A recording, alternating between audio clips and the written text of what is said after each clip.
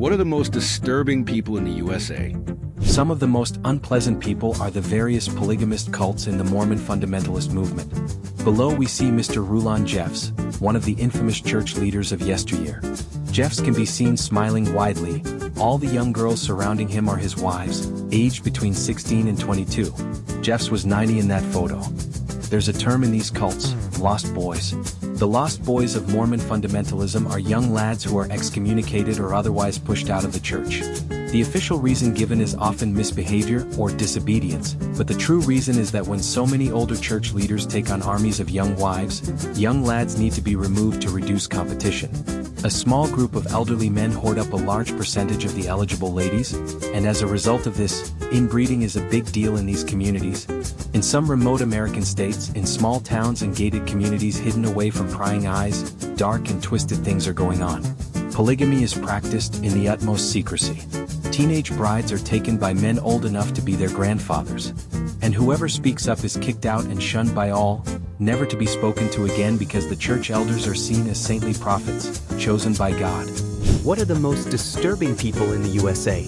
Several individuals in U.S. history have gained notoriety for their disturbing actions, particularly serial killers whose crimes shocked the nation. 1. Jack the Ripper. While not from the USA, Jack the Ripper's name is often mentioned in global criminal history, setting a disturbing precedent for future killers. 2. Jeffrey Dahmer. Infamously known as the Milwaukee Cannibal, Dahmer committed heinous acts of murder, necrophilia, and cannibalism between 1978 and 1991. 3. Ted Bundy. One of the most notorious serial killers in the U.S., Bundy confessed to murdering over 30 women across several states in the 1970s. 4. John Wayne Gacy. Known as the Killer Clown, Gacy sexually assaulted and murdered at least 33 young men and boys in the 1970s. 5. Harold Shipman.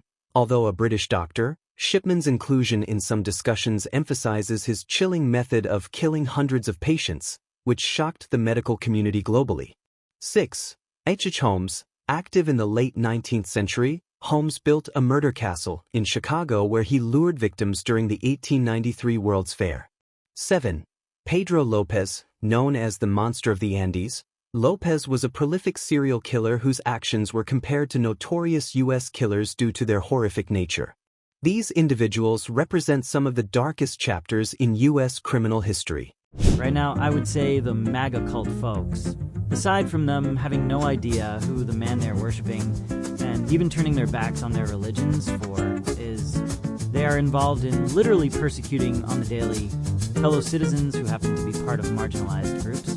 Not all of them, of course, but a decent number of them. They are highly reminiscent of Germans in the 1930s, which is not surprising, considering Texas is home to a huge number of people with ethnic German familial ties. Many of the small towns in Texas are German in name. This group of Karens on steroids have made informing surveillance violations of privacy and constitutional rights violations their mission when it comes to pretty much anyone that doesn't align with their worldview. This includes state politicians who are perfectly okay with consorting with neo-Nazis on policy and legislation. Google it. You can't make this shit up. They are highly organized and have the backing of LE for the most part. At least here in Texas, this is what they have been up to. I can't speak for other states, but I imagine at least a degree of this is occurring in every state. Trump doesn't scare me, really. His cult following does. Thanks for watching this video. If you made it this far, it means you enjoyed this content. So there's no point on not subscribing, right? And there's also no point on not liking and commenting this, right? Anyways, I'll see you tomorrow.